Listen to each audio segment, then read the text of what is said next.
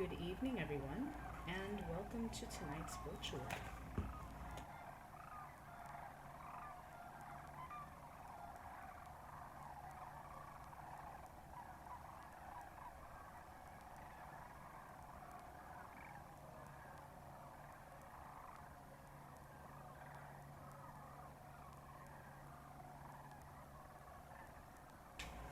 Tonight's virtual program is about sandhill crane and whooping crane fall migration. In other words, this is a virtual field report of the work we've been doing over the last month and a half or so regarding monitoring the endangered whooping cranes and the sandhill crane migration. We want to thank you for supporting and watching tonight. We are especially grateful for your interest because without people like you supporting the Crane Trust, we would not be able to do the work we do here. And the views you are seeing now would not be possible.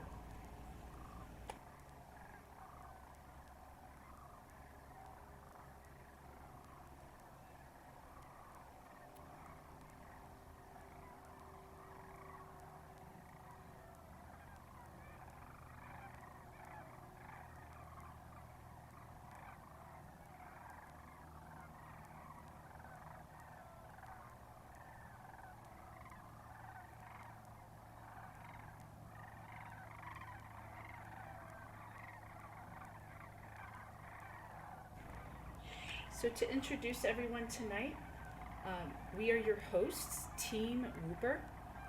My name is Kylie Warren. I am the virtual program coordinator for this session.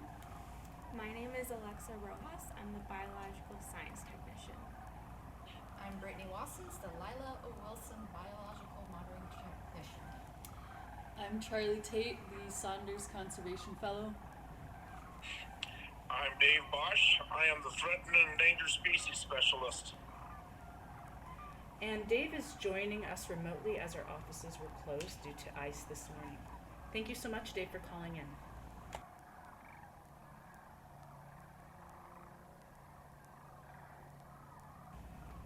And I want to thank you all for joining us and for chiming in where you're viewing from. We find it especially interesting to know who you are and where you're coming from. So without further ado, I also want to remind everyone that this is a special Giving Tuesday virtual program. And for those of you who don't know, Giving Tuesday is the Tuesday after Thanksgiving in the United States. It started as a global generosity movement unleashing the power of people and organizations to transform their communities around the world, and that is a mission statement from Wikipedia.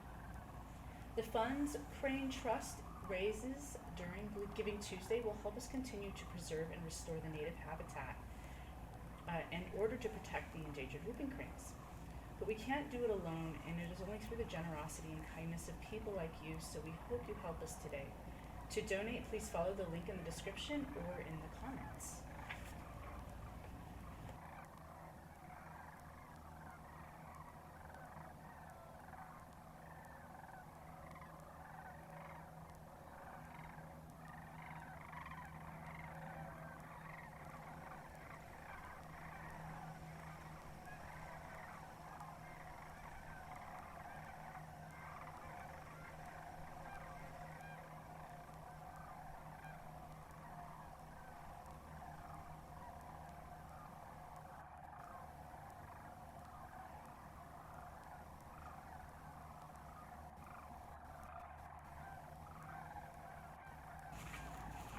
So the documentation techniques for tonight's program is a blend of pre-recorded footage that we captured while on whooping crane surveys, pre-recorded footage from our blinds for sandhill cranes, and then of course our beautiful river cameras.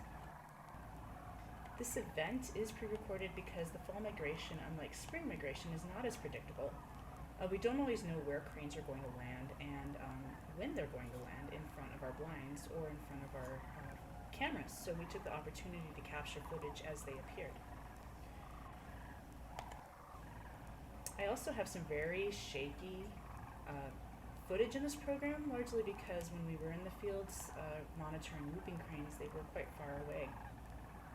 We began documenting in the fall, around the middle of October, and I captured footage from the river cameras throughout the season. In some cases, we also manipulated the time in some of the images to either speed up an image or slow down an image to show you either the passing of time or the details in a slower image. So we hope you enjoyed tonight's imagery, and once again, we're happy to take any questions. Just drop them in the comments, and we will get to them either during the program or towards the end.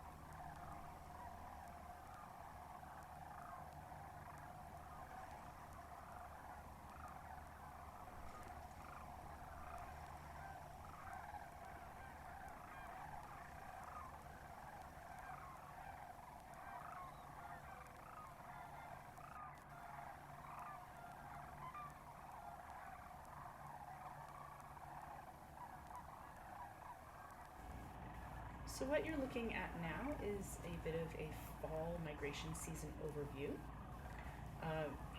As mentioned, the fall migration for cranes peaks around Halloween through November 15th, but we saw Sandhill cranes as early as mid-September. If you have been keeping tabs on our live stream, you'll know that Sandhill cranes have been visiting the river over the last week or so. The whooping cranes, however, began arriving around the 15th of October, and they really stopped arriving about a week ago. There are unique challenges with the fall. We face challenges to monitor the birds, partly because of the unpredictability. Hunting is an ongoing challenge, which means these cranes do wake up to gunshots from hunters seeking deer or waterfowls.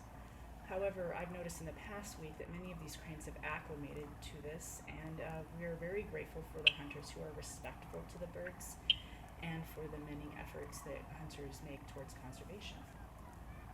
The fall migration differs in the spring as well, because Sandhill cranes tend to appear and forage in smaller groups, and we have a very different visual experience in the spring.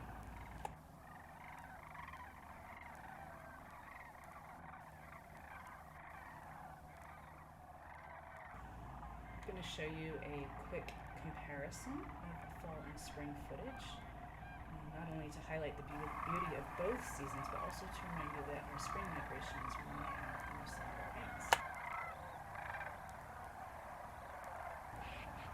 So what you're looking at now is a fall clip of Sandhill cranes on an evening roost.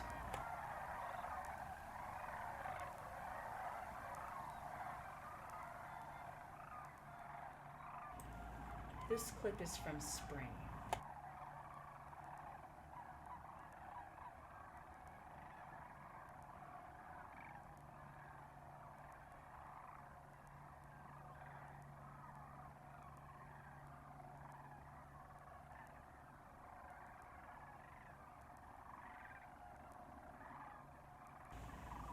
And then here is a side-by-side comparison.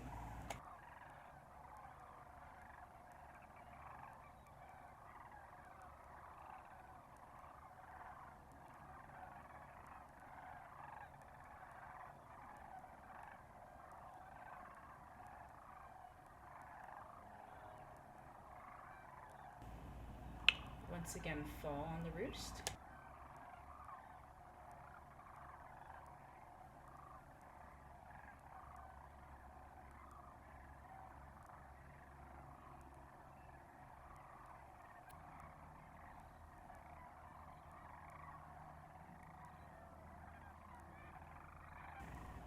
This is spring, and you can see that there's a larger group of birds right near that bridge.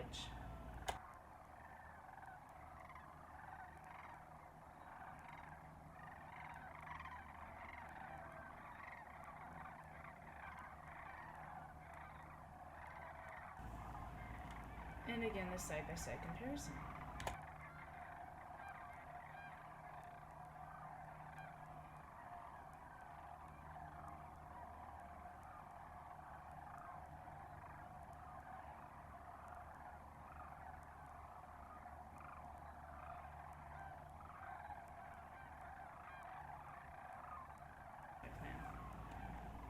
Cranes After Dark.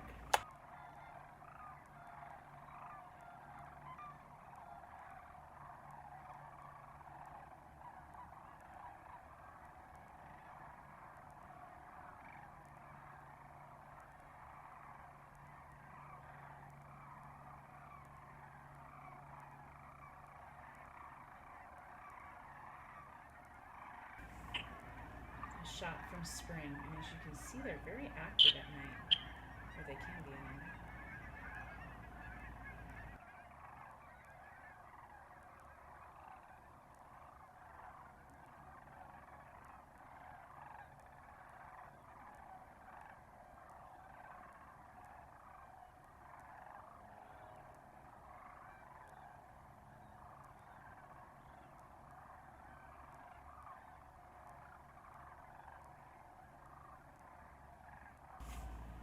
And the side-by-side comparison.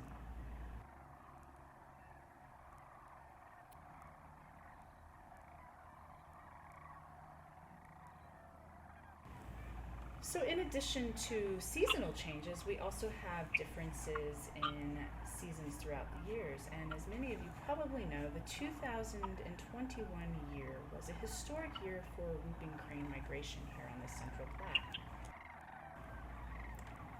I've got Dave Bosch on the phone, who's going to narrate over this footage, which was captured when we had this historic number of whooping cranes.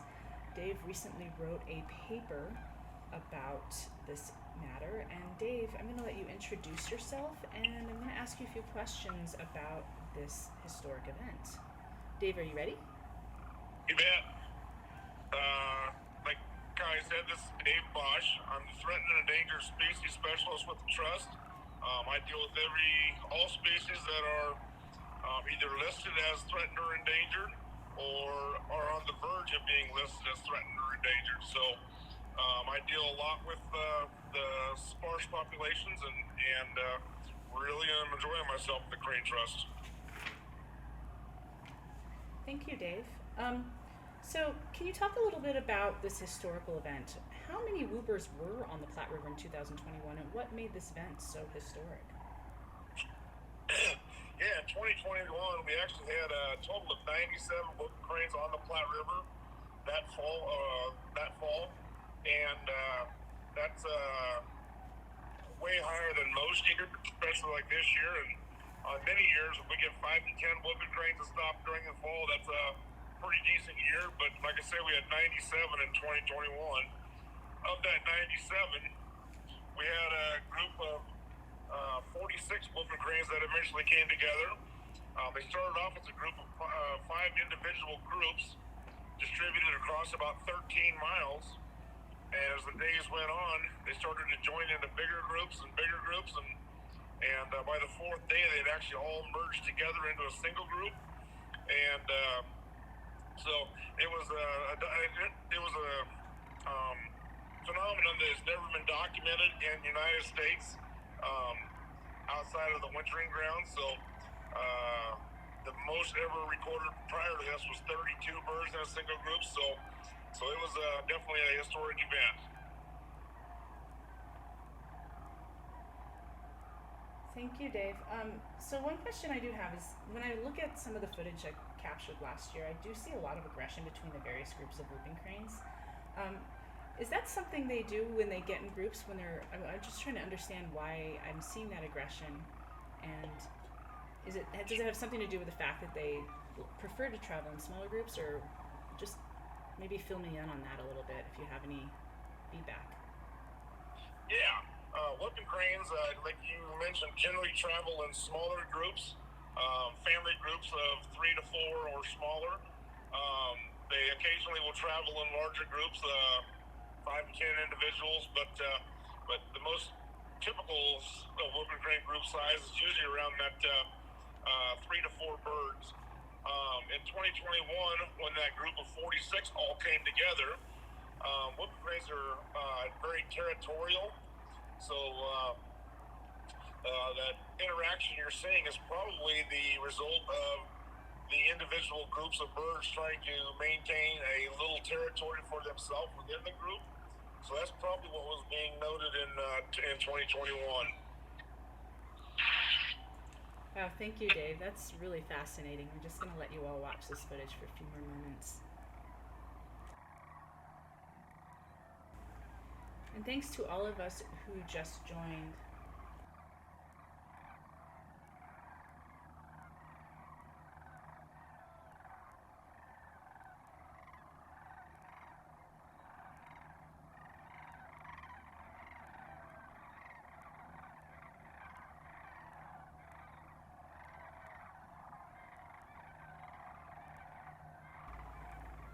So we do have a wonderful question from Carrie Roberts, and good thing too, because we're about to go into the present time.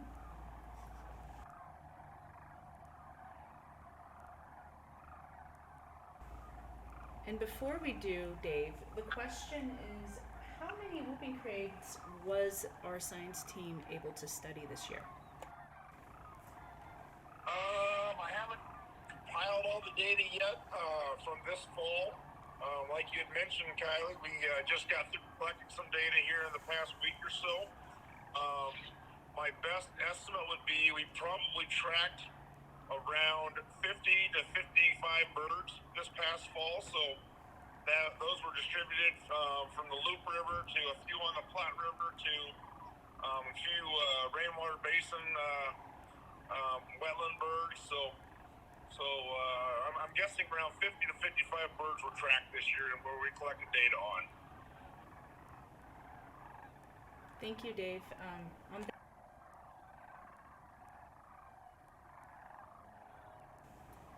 On that note, we are going to take you to the rainwater basin, to a whooping crane group that we surveyed in Fairfield. And Dave, this is a little bit more of an opportunity for you to talk about your work. And I would love to know, what is your favorite part of being the director here of Endangered Species at the Crane Trust? The part I love the most is the whooping crane monitoring seasons. When you go out and are trying to locate these birds, and it's not an easy task, but it's definitely rewarding when you happen to find a group of whooping cranes and are able to spend time with them documenting what they're doing and ultimately trying to figure out what they're eating while they're out foraging in the fields and in the rivers and wetlands. So that's definitely my favorite part of being the director of threatened and endangered species at the Crane Trust. Excellent. And we do have a question from the audience. Samuel Becker has asked, is the study of whooping cranes strictly from observation, or do we put some type of chips in them? This is also maybe an opportunity for you to talk about tracking and telemetry of the whooping cranes. Yes, excuse me. The Crane Trust is currently not part of any telemetry study, but there are organizations, the Fish and Wildlife Service, Canadian Wildlife Service, and U.S. Geological Survey that actually do capture these whooping cranes, either as adults or juveniles. And rather than chipping them, putting a chip in them, they actually put leg bands on them, and that allows them to track their movements throughout the migration corridor, as well as on the breeding and wintering grounds. That study's been going on.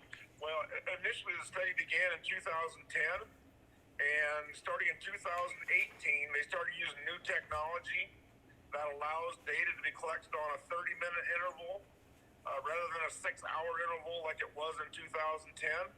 So we can get really high detailed information on where the birds are, where they're going, what they're doing, how long they spend in certain areas. So that's a great question. But yes, there are studies going on right now where they are tracking whooping cranes via GPS technology. Thank you, Dave. That's really fascinating. We also take to the air and do aerial monitoring, not the Crane Trust, but an organization called PRIP. And one of our volunteers was kind enough to send in some information about PRIP. Dave, would you mind talking a little bit about PRIP, the aerial surveys, and then the partnership Crane Trust has with PRIP? Maybe what PRIP is as well, the acronym. Yeah, PRIP stands for the Platte River Recovery Implementation Program. They are based out of Kearney and are directed by Headwaters Corporation. And during the whooping crane monitoring season, or whooping crane migration season, I should say, they actually do daily flights along the Platte River and in off-channel wetlands to document whooping crane presence in the Central Platte River Valley. They fly daily, like I said, from Chapman to Lexington, Nebraska, and when they document cranes, they often they pass the sightings on to the Crane Trust, where we take over at that point and collect our behavioral monitoring data, documenting what the birds are doing and what they're eating, and the responses to aircraft, their responses to bald eagles and different potential predators. So yeah, the program definitely is a key partner in this project by passing along information on whooping crane locations to the Crane Trust. The Crane Trust is actually a member of the Platte River Recovery Implementation Program. They actually serve on all the committees that the Platte River program has, as well as on the governance committee where the decisions are made about what research is and is not done, how money is and is not spent, and so the Crane Trust is a key player in the Platte River program. Thank you, Dave. And then I did have a question about the importance of protecting the whooping cranes and maybe their status on the endangered species list, and what your thoughts are on maintaining its status there. Yeah, let me go back in time just a little bit there. Back in 1978, when whooping cranes were listed as endangered, there were less than 100 birds in the world, and now the population of the migrating population has grown to 540, just a little over 540 individuals. But back in 1978, they had made the decision that there had to be at least 2 successfully breed self-sustaining populations in the United States, or 1 population that was 1,000 breeding individuals. So, like I said, today we're up a little over 500 individuals. That includes the subadults and juveniles, so probably around that 350 to 400 actual breeding adults. And so we're nowhere near what they set initially as a target for downlisting or delisting the whooping crane. Recently, there's been some discussion about potentially downlisting them or even possibly delisting them, which in my opinion would be a big mistake, especially given the challenges whooping cranes face in times of drought, and which could become more severe and more extended in the future as climate change happens. There's no way to know exactly what's going to happen during times of climate change in the future, but models seem to indicate that the migration corridor is generally going to become drier with more periodic large rainfall events. So obviously during drier periods, the wetlands dry up that the whooping cranes depend upon, which will hopefully cause them to have to fly further to find suitable stopover habitat to spend the night and forage and to regain their strength and energy levels to complete the migration. So the Crane Trust now currently participating in a large group of organizations to help convince the Fish and Wildlife Service and others that whooping cranes should not be downlisted yet until they reach the original status that they had set up 1,000 successfully breeding individuals. Thank you, Dave. And this footage from Fairfield is fun because we see sandhills and whoopers interacting. I'm going to probably ask you about that a little bit more. How do sandhills and whoopers interact? And we're going to have some footage from Cairo that also shows a little sandhill whooper interaction. What are your thoughts on the 2 groups of birds interacting? Yeah, sandhill cranes and whooping cranes, well, more generally, it's whooping cranes, individual juveniles or subadults often migrate with sandhill cranes, but like I mentioned earlier, whooping cranes are fairly territorial and defend a space around themselves, so they don't like sandhill cranes or birds entering their space. So yeah, we do see a lot of interaction between sandhill cranes and whooping cranes. None that are generally very violent or extreme, but the sandhill cranes definitely understand the whooping crane is much larger, and they give them their spade. Thank you, Dave. We appreciate your thoughts and all that. We will have more questions as the night goes on. I would like to introduce Charlie and Brittany. We're about to go to Cairo. This was another one of our locations where we had whooping cranes, and they're going to talk to you a little bit about the process of going out to do a whooping crane survey as well as the survey. I'm going to transition. Whoops.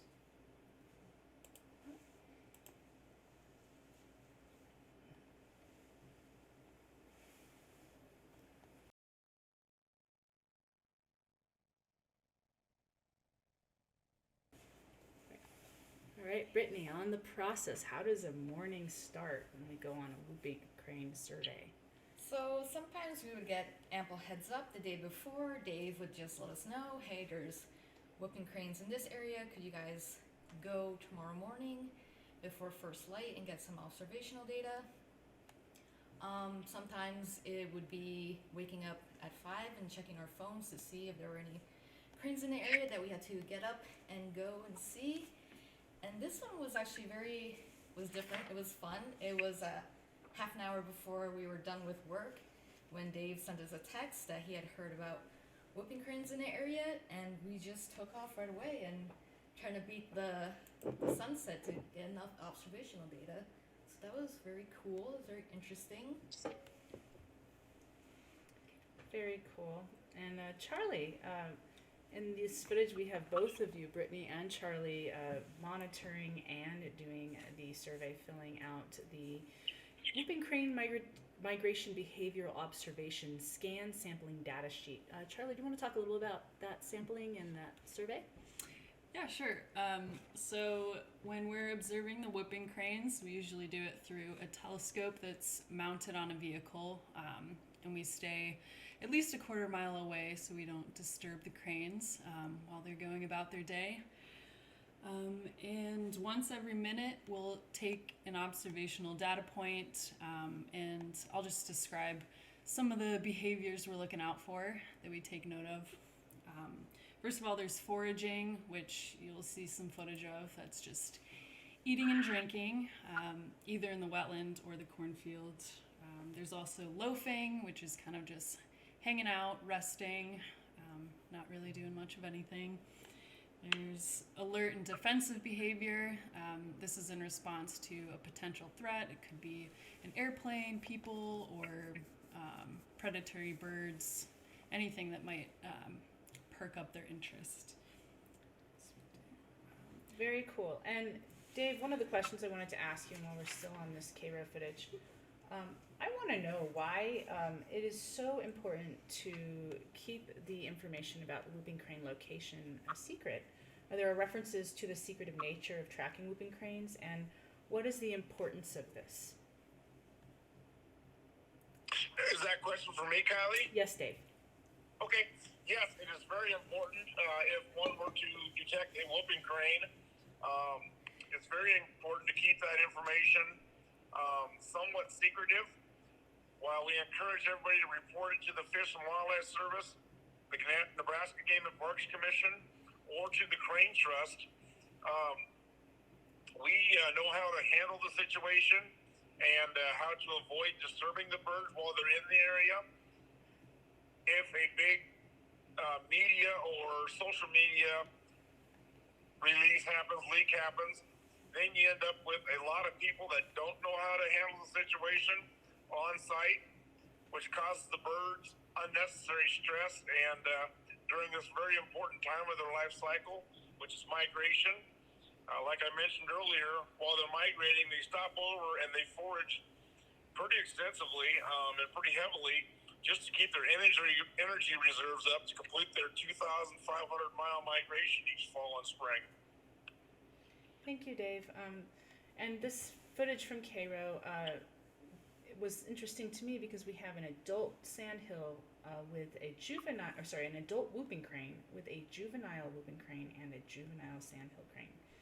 It's a bit of an odd family there, but I thought that was a fascinating factor that these three have been traveling together.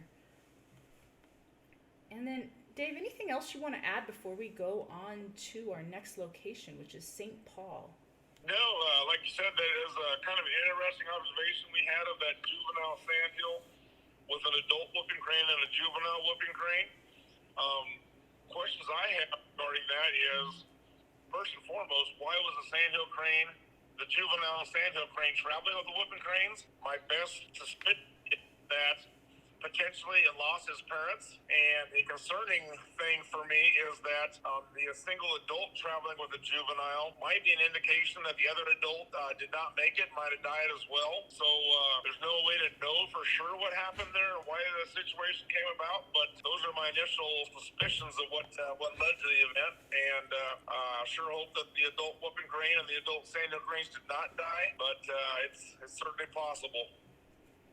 And then finally, we do have a question from the audience. We've got Charlie shaking that hand warmer there, trying to keep warm in the footage. Sometimes it's very cold on these surveys. We have to work with the doors open. But we do have a question from the audience asking that they hear more of whoopers in the fall, and are they simply over?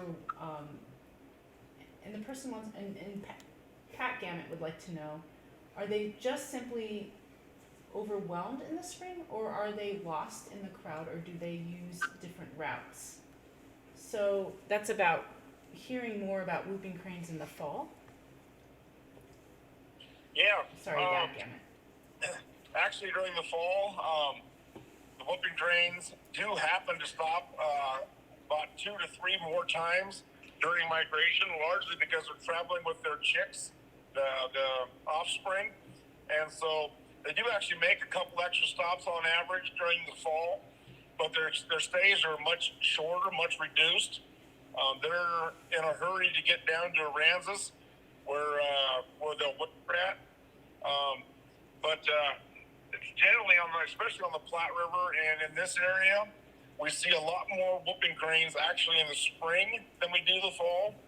And that's largely probably related to the fact that they stay for 3, 4, 5 days rather than just 1 or 2. So it gives us a better opportunity to get eyes on the birds. So, but like you noted, they do actually stop a couple extra times in the fall than they do in the spring. Thank you so much, Dave. So now we're going to St. Paul, which is another small town on the Loop. And on these surveys, we face a number of challenges when we monitor whooping cranes. We've got Alexa here who's going to talk a little bit about the challenges that we face monitoring whooping cranes. Yeah, so there are a number of challenges, and mainly these tend to be external factors that we have no control over. So, for example, we can't control the traffic nearby. So a semi or a loud truck passing by can sometimes scare the cranes away. We also can't control whether a road has a shoulder on it for us to safely park. So these are the types of environmental factors that we have to always try find ways around. Another big one is being able to simply find the cranes and have access to a vantage point that would allow us to conduct our surveys. So cranes don't abide by human laws or boundaries, so they'll often land somewhere on a river that's blocked by trees or surrounded by private property. So in these cases, we just try our best to get a good vantage point, which involves a lot of driving around and scanning fields and waterways.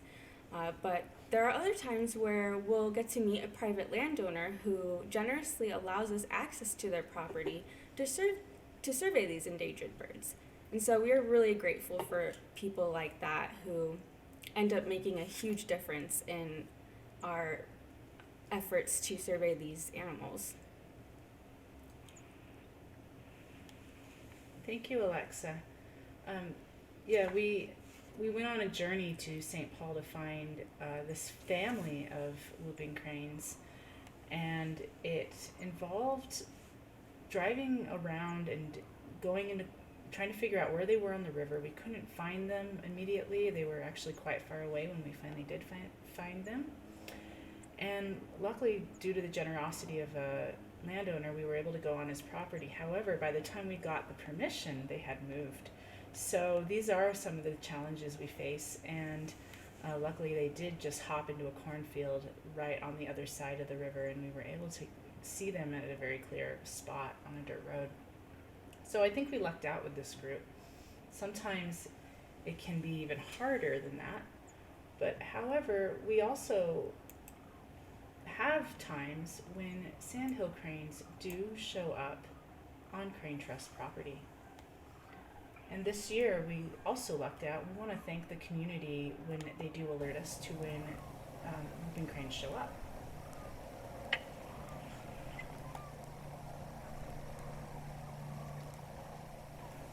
I think I'm getting my sandhill cranes and my whooping cranes confused tonight. Apologies for that.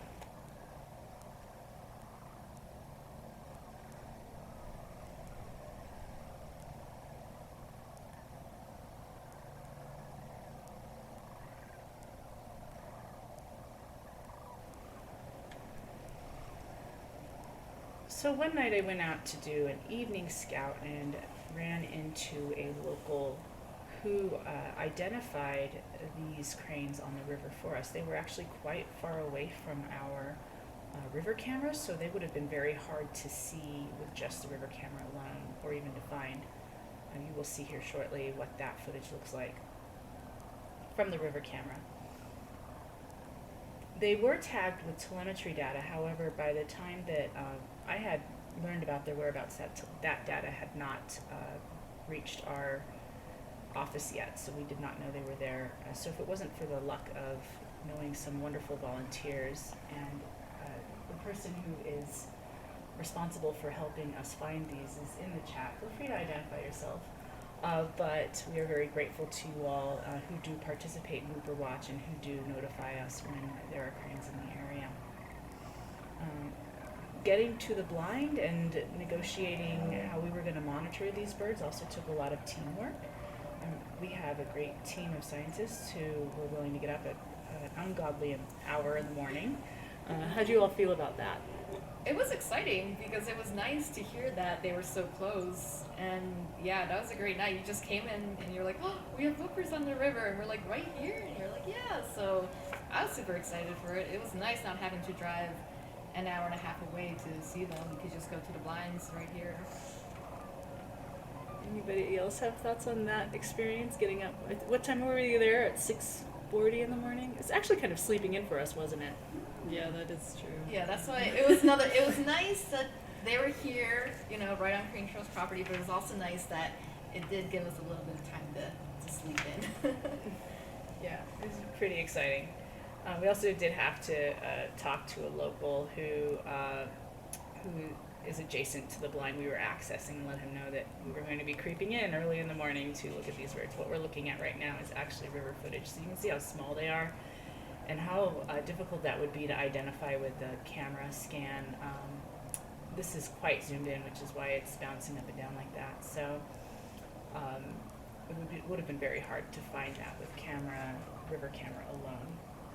And so while we've got these, poor little guys slipping on the ice there, whoopers do have a bit of a routine. They start their mornings on the river or wetland when they're migrating, and then they tend, and Dave, you can correct me if I'm wrong, if I mess this up, but they go from the morning out for a morning feed in the cornfield.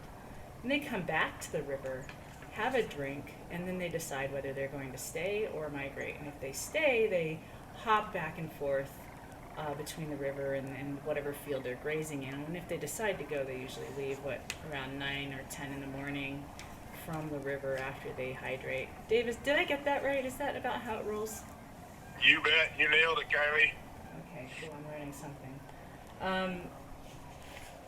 And these whoopers were quite fun to watch. They actually kind of hung out for quite a while on the river for us. It was really nice too. observe them.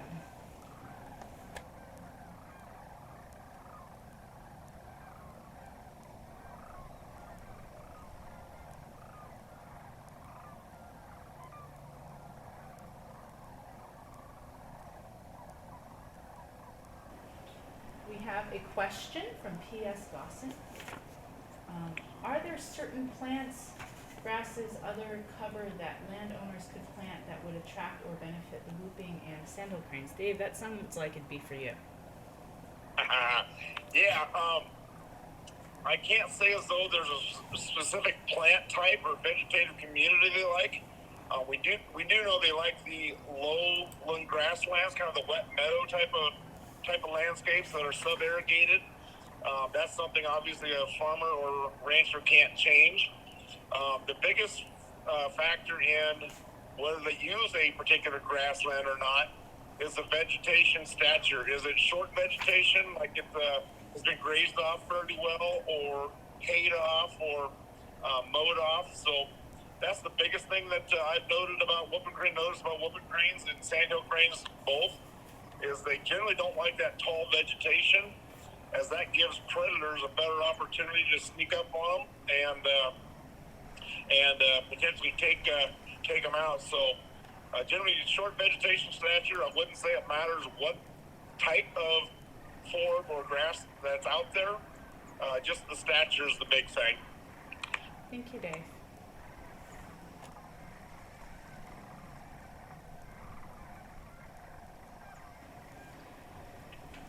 So as our whooping cranes leave and fly about, they're actually just making a circle here, we are going to move on to sandhill cranes on the Platte during fall migration.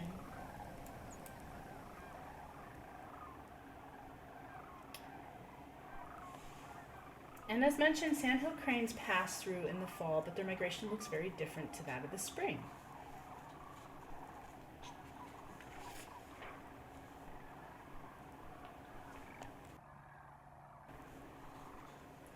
Over the past few weeks, we've been very fortunate to have many sandhill cranes right next to Crane Trust property, accessing the river in front of our VIP blind. So it gives you a slight taste of what you would experience if you came to our spring migration season and experience the cranes for yourself.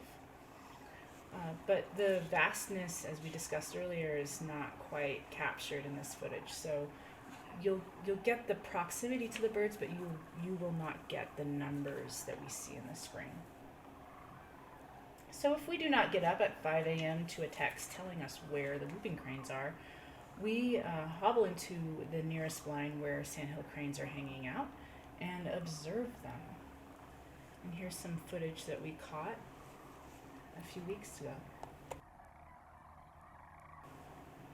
22nd of November.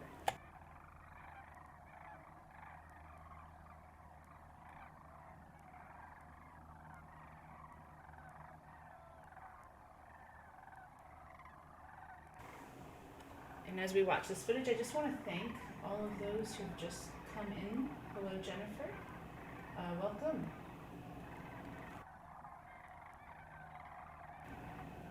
And thank you kindly for your kind words and for all of your questions to our viewers tonight.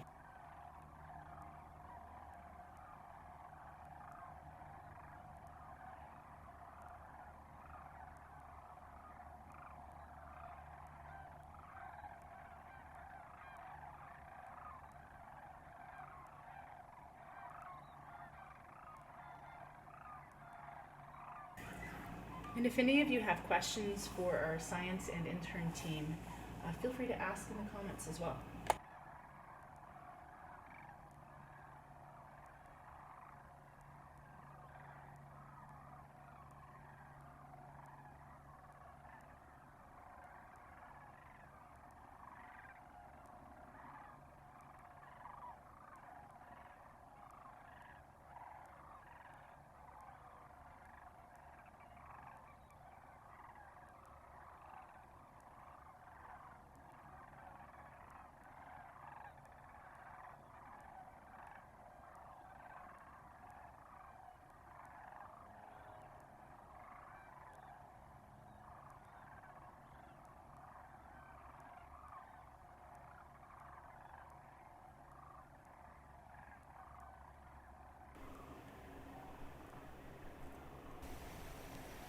So this is not a sandhill crane. What we are looking at is a juvenile bald eagle caught right on our river camera.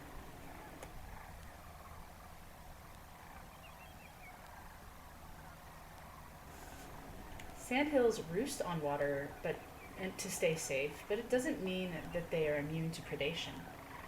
On November 21st, a group of sandhills encountered a bald eagle, and you're just going to have to see what happened. It's kind of a long clip, but I'm going to let Dave talk about why it's important to monitor eagle and sandhill crane footage. Dave, just give me a tick as I transfer the footage. Please hold.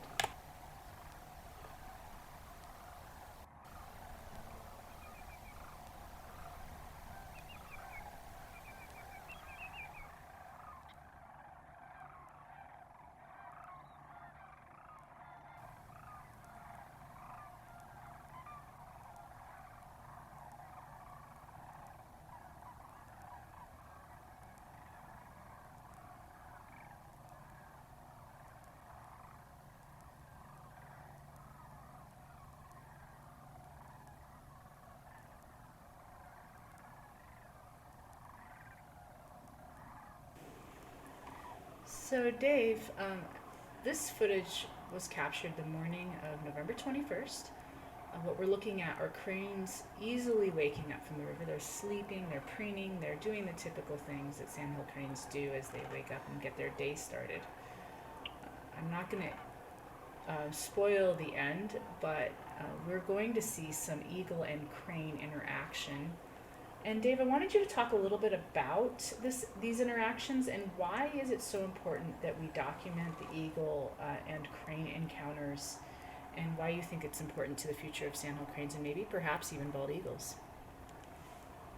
Yeah, like Kylie mentioned, we part of our behavioral monitoring data collection effort includes monitoring bald eagle and sandhill crane and whooping crane interactions. In the past, they have documented bald eagles attempting to kill whooping cranes. Fortunately, they were unsuccessful. In the video footage that was obtained that time, they were unsuccessful in killing the juvenile, but there has been numerous occasions where bald eagles have taken out sandhill cranes and killed them to eat. So we're monitoring that information just to see how often this occurs and how big of a problem it might actually be for whooping cranes with such a low population number. Every bird that the bald eagle takes out actually is pretty dramatic, puts pretty dramatic stress on the population growth as a whole. So that's why we continue to monitor bald eagle and crane interactions.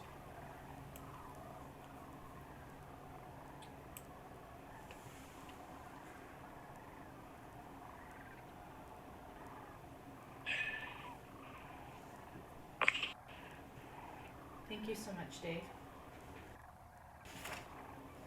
I'm going to have another question for you. We have the question, what is the population of sandhill cranes in the area? What is the fall population of sandhill cranes that come through? And that one's from Deanne Beard. Thank you, Deanne, for your question. Fall population is unknown. Obviously, all the sandhill cranes that pass through here in the spring pass through in the fall also. But they generally don't stop, and when they do stop, they're in much smaller groups, and they only stay a few days generally. There has been a group in the past, some groups in the past that have spent the entire winter here. Groups of 5,000 to 10,000 has kind of been the largest that have spent the entire winter here. But generally, when they stop, they only stop for a day or so to get a rest and drink, and then they continue the migration. In the spring, though, there are estimates. They have got estimates of the sandhill crane population that migrate through the Central Flyway, and that's on the order of 1.25 million birds in the population. They estimate that roughly 1 million of that 1.25 million actually stop on the Platte River between Lexington and Kearney, or Lexington and Chapman, Nebraska. At any one given time, it's not uncommon to see 600 to 700,000 of these birds in this reach of river at any one given day. So So as some birds move in, others move on, and that totals up to about 1 million birds that use the Central Platte River to roost for 3 to 5 weeks before they continue their migration. Thank you, Dave.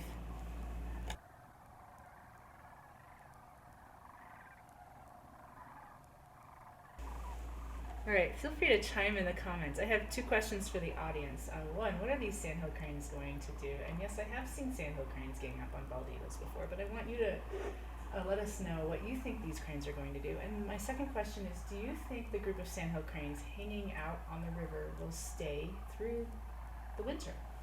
I would love to hear your thoughts, opinions, and hopes.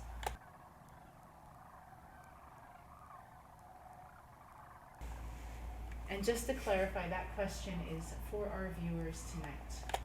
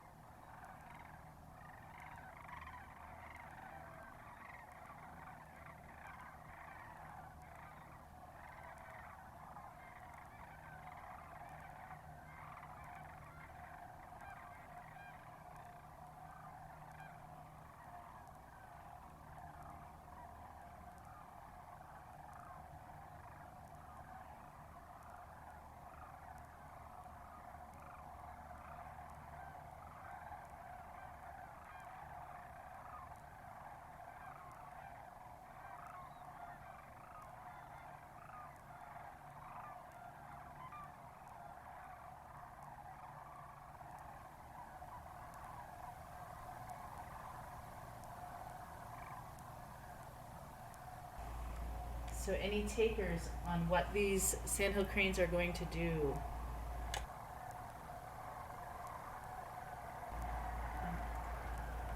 I'm actually going to ask our team of interns, what do you all think they're going to do? I mean, I know you know.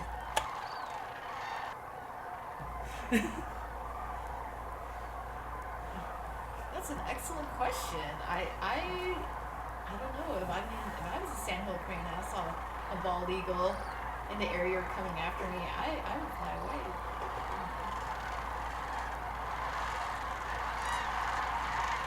Spoiler alert.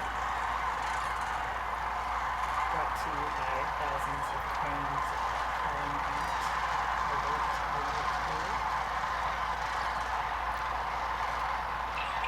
Yeah, Kylie, one thing that is kind of interesting to note is generally when bald eagles swoop down at sandhill cranes, they generally do not take flight.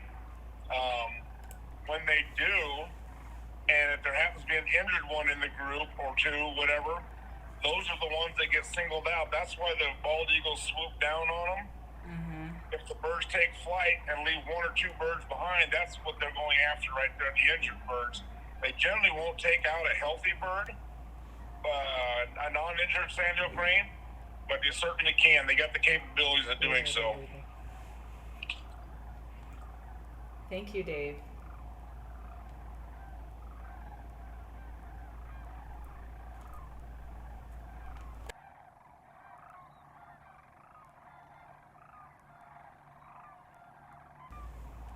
We're going to go to recent history. This footage is from last Sunday, November 27th.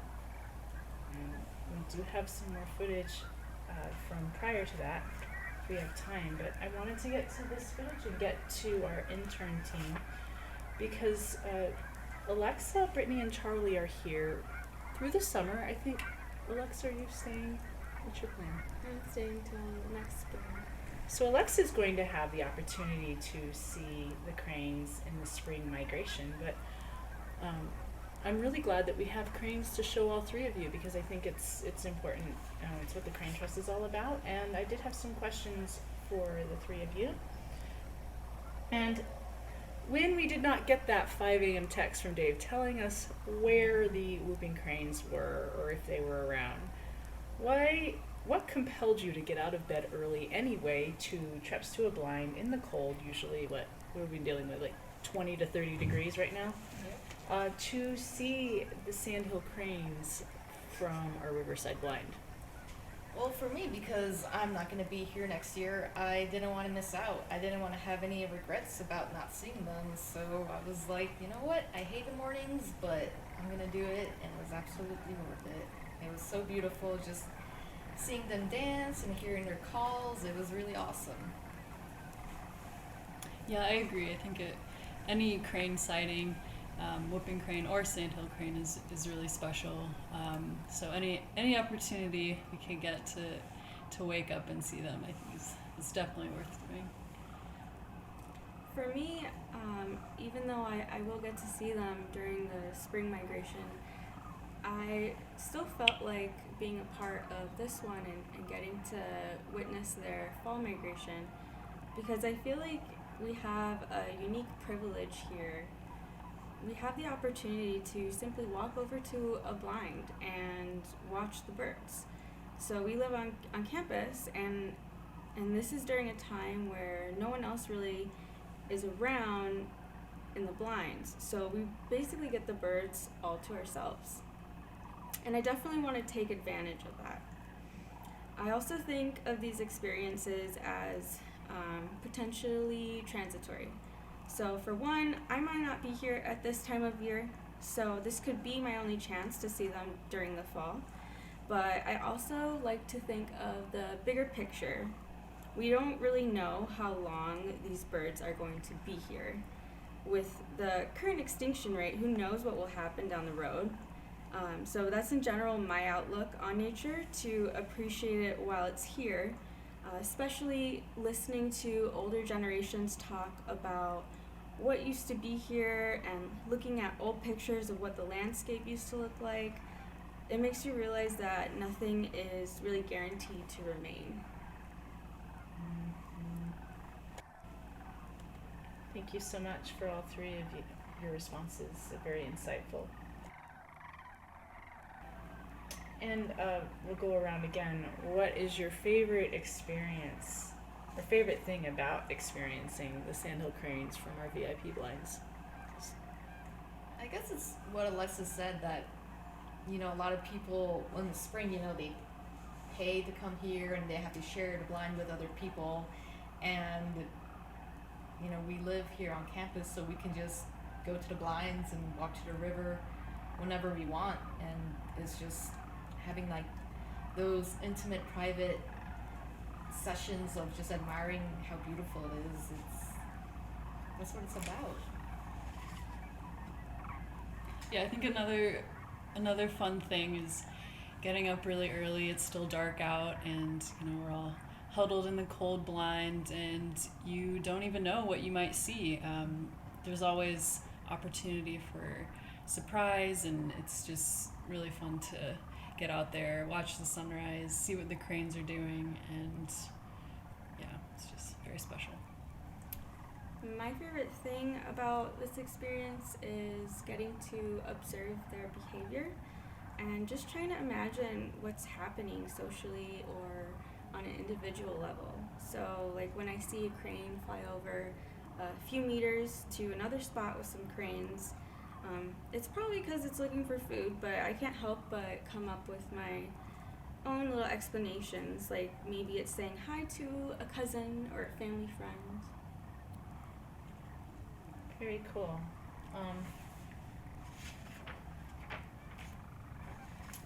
If any three of you have the chance to come back for crane season, would you?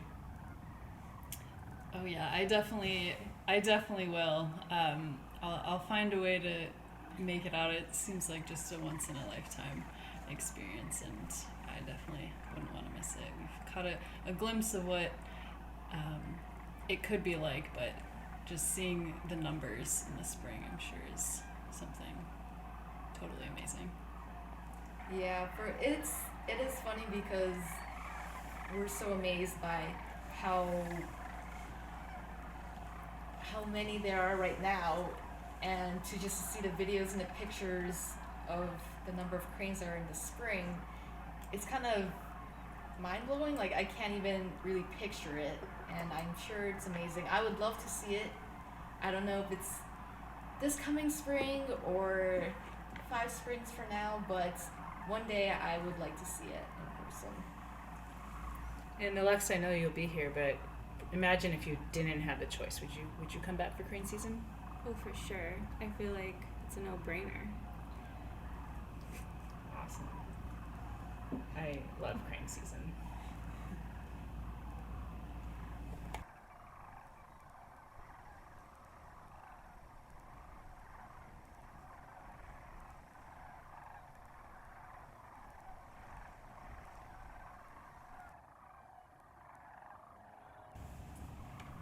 We're going to show you a little bit more of cranes from the blind.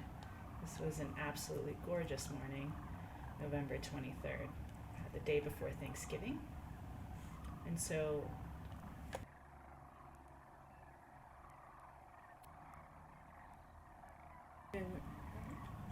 we all trepped into the blind as a team to watch these cranes, and we had to leave early because we are preparing to work bison here at the Crane Trust. So we had a meeting that took us from the blind, but we had the opportunity to see some of these beautiful scenes before us.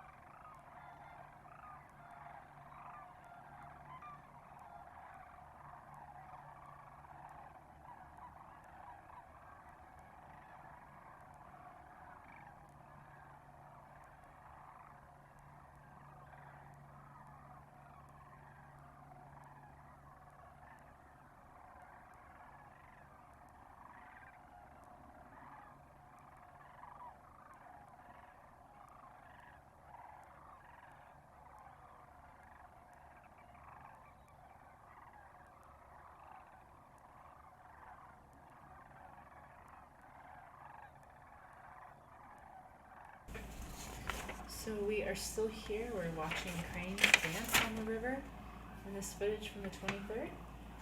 If you have any questions, we are going to start winding things down here pretty soon.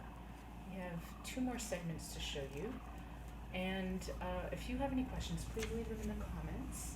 Also, I'm still airing it out there to the public. What do you think? Will sandhill cranes stay in the Platte Valley this winter? Feel free to put your hopes. If you have any knowledge on that, feel free to drop that, or just what you think. We'd love to hear from you.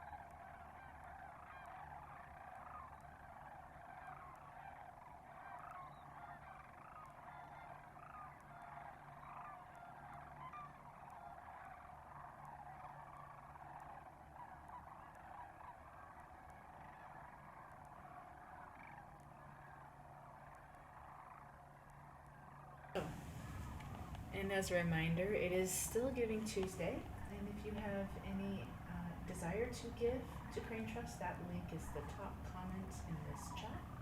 It is also in the description box of the live stream.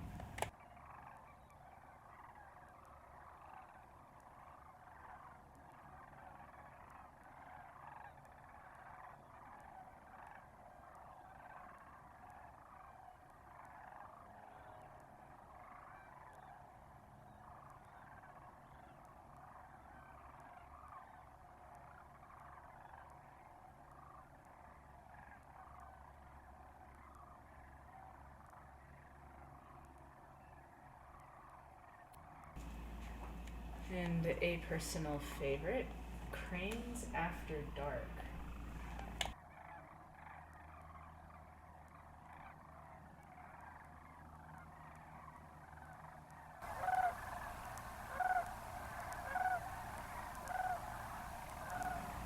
So as we settle down to depart, we will watch cranes settling down for the evening. We are nearing the end of our program, and if you have any questions at all, once again, drop them in the comments. We'll answer.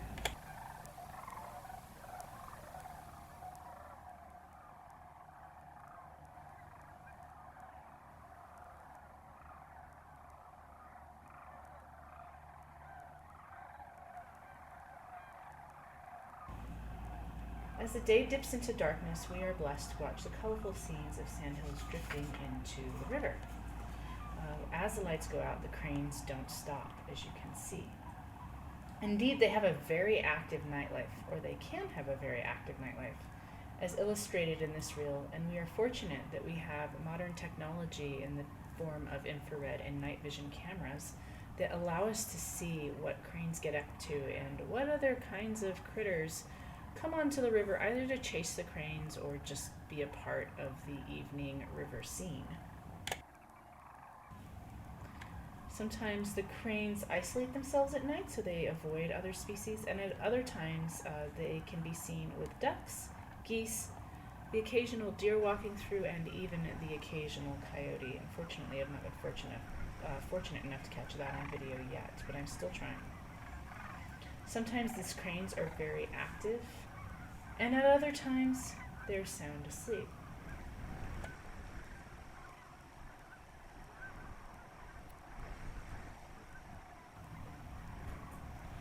All this footage is from the fall, but many of the behaviors I observed last spring as well.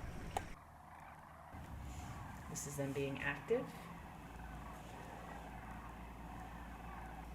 And this is them sound asleep. Do any of you have any thoughts about cranes after dark? I'm asking my team here. I guess it's a really cool experience to kind of get insight into their whole life, you know, throughout the day, and it's really different from seeing them during the day. You know, during the day they're so active, they're exhibiting all kinds of behaviors, and then being able to see them all snug and cozy lined up next to each other with their heads tucked in. It's really cute. I love the how the eyes glow with the infrared It cameras. Yeah. looks so cool. It's like a club. This is a sped up image. Yeah, if you didn't know that was cranes, and you look at it far away, it just looks, I don't know, it looks amazing and bizarre, but very cool.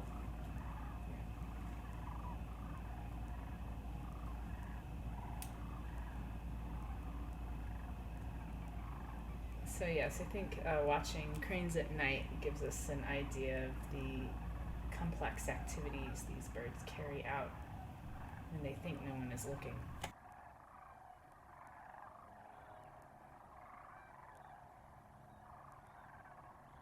And speaking of time manipulation, we're going to show you a quick clip of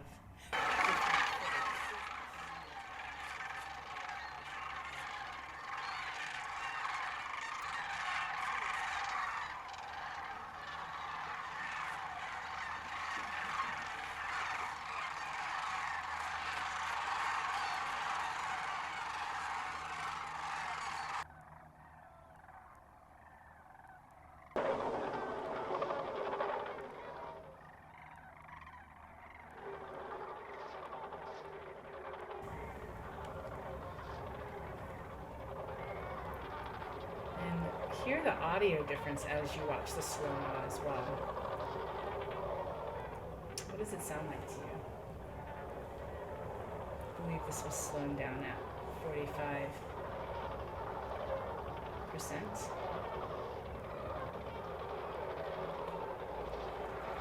They sound like penguins to me, or perhaps dinosaurs in Jurassic Park.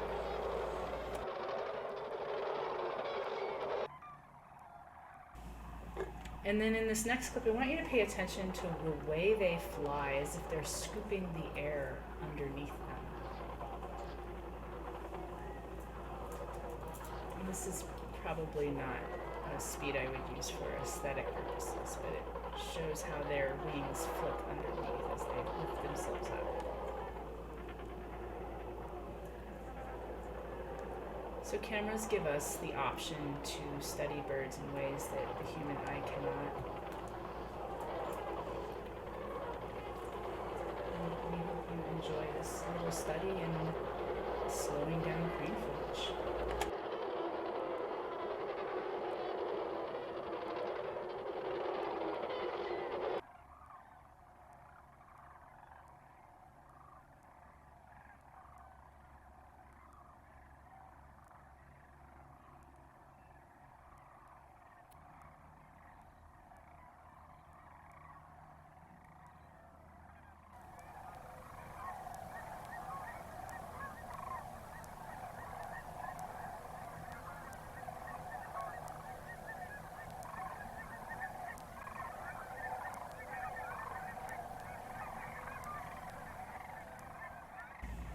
I'm going to show you a quick clip of some field footage as I ask our team here any last questions, anything you all want to add as we begin to wrap up for the evening?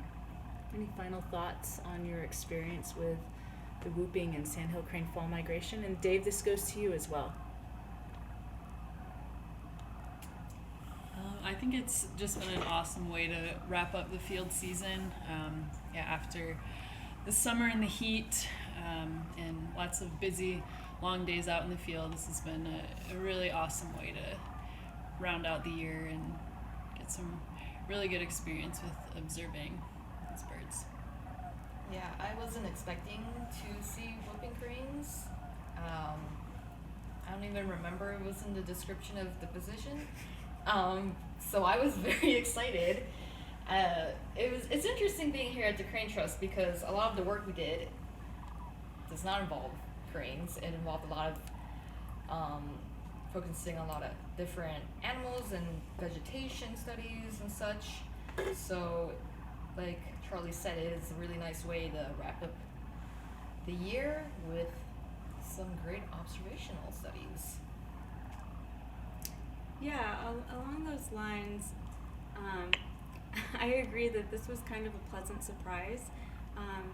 because I didn't even know it was in my realm of responsibilities that I would have to go into a blind for hours and in the freezing cold, and that notion kind of scared me, especially hearing from Kylie's experiences. It can get really cold out there, but after experiencing it for myself, it gave me a better outlook on this type of research and research that's done in fall and winter, and now I'm more excited about this field than I was before. Dave, do you have any final thoughts? Yeah, I mean the gals did a great job kind of summarizing a lot of my thoughts, and I definitely grew up in the area around Alda in the Carroll area, but never understood the spectacle that happened on the river every night, and I actually kind of was annoyed by all the people that came in and parked on the road until I had the opportunity to go to a crane blind myself and finally realized what these people were traveling around the world to see, and I've been hooked on it ever since. And so when I got to see my first whooping crane, I was just in awe.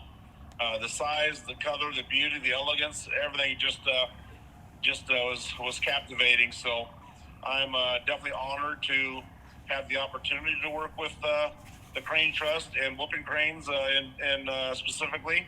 But so yeah, it's just a great experience. If you get a chance to come down in the spring, I would highly recommend it. Yes, I agree with Dave. Seeing cranes like this in the cornfield is still fun. It just doesn't compare to seeing them on the water and seeing that beautiful Nebraska sunrise and sunset. The audio cacophony that they create in the air takes me back to another time, and I really hope if you have not seen the Sandhill Crane Migration that you get down here to see it this coming spring. We do have a question from Jennifer McGill. What kind of work does Crane Trust do in the winter time? Dave, that one might be for you. You've had a little bit longer time here. Yeah, that's a great question. Excuse me. A lot of the work that happens at the Crane Trust during the winter time, outside of research, crane research, involves preparing the channel for the next year's migration. We do a lot of channel disking, where we actually take dozers and discs into the river to disc up the vegetation to make the channels wide and open again. So that's what the cranes really like. Another thing we do in the winter is if we have tree removal projects to remove trees to open up the views for the Sandhill cranes and whooping cranes. A lot of that work happens in the fall and winter as well. In addition to that, we have a lot of as far as day-to-day office work, report writing, publication writing, grant writing. So there's a lot of activity that goes on year-round at the Crane Trust, but a lot of the management that occurs in the fall and winter is for improving habitat conditions for the cranes. And Dave, another question from Bonnie Edwards. Assuming that we can track the ones that have monitors, have all the whooping cranes passed through the area by now? What's your thoughts on that? No, they have not. Out of the 50 or so, approximately 50 birds that are radial marked, there's actually 3 of the radial marked birds still north of us, which would be an indication that potentially 5 to 10% of the birds are still north of us. I envision those moving fairly quickly here now that the weather's cooling off and they're getting north winds again, but you never can tell. Sometimes migration can just get drug on, so there are still birds north of us, but like I say, I anticipate they'll be moving through fairly soon. Thank you, Dave.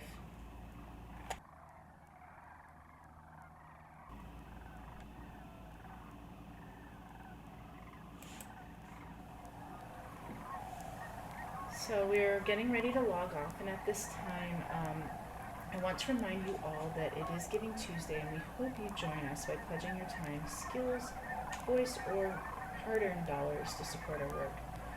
You've definitely taken your first step to getting involved just by being with us today, and we're so grateful to have you.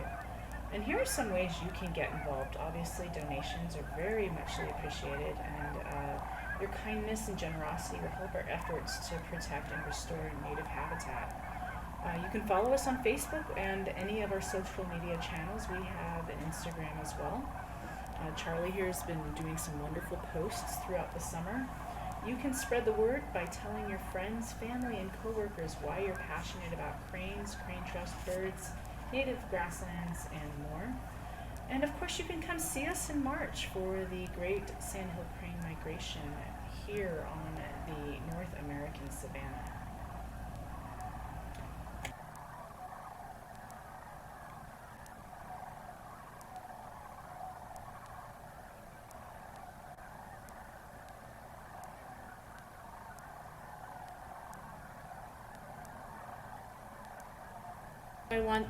I want to take this opportunity to thank Alexa, Brittany, Charlie, and Dave for being here with us today.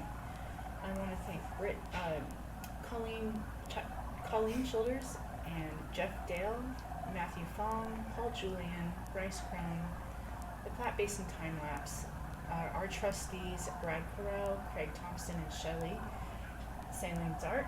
And I also want to thank the Crane Trust staff, the members, the donors, the volunteers, and anyone who has ever reported a whooping crane to Whooper Watch, as well as viewers like you.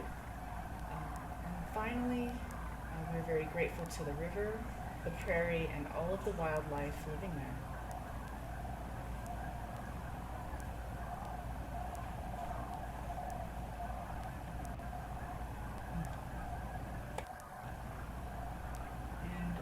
One final question for the evening. Is there any movement or activism to eliminate the surrounding states' hunting of sandhill cranes? And that question comes from Dad Gammett. Dave, that one is right for now, you. at this point, there's largely because the sandhill cranes do not congregate in other states like they do in Nebraska on the Platte River.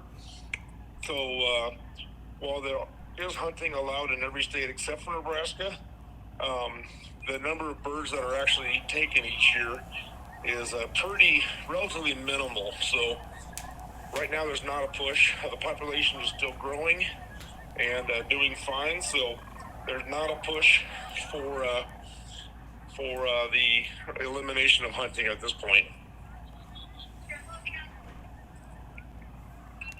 Thank you so much, Dave.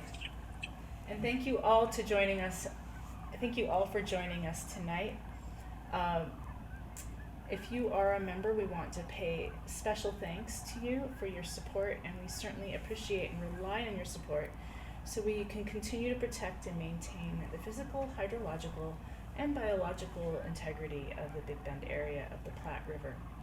This is so important so that this area continues to function as a life support system for bobwhites, herons, bald eagles, bobolinks, bison, killdeer, all kinds of moths, insects, beautiful grasslands, butterflies, and of course, our sandhill cranes and our critically endangered whooping cranes. We will be having one last virtual program in 2022, and that will soon be announced. It will be a review of our year here at Crane Trust. And I want to thank you all for joining us. I want to thank Team Whooper. And this is Team Whooper signing off for the evening.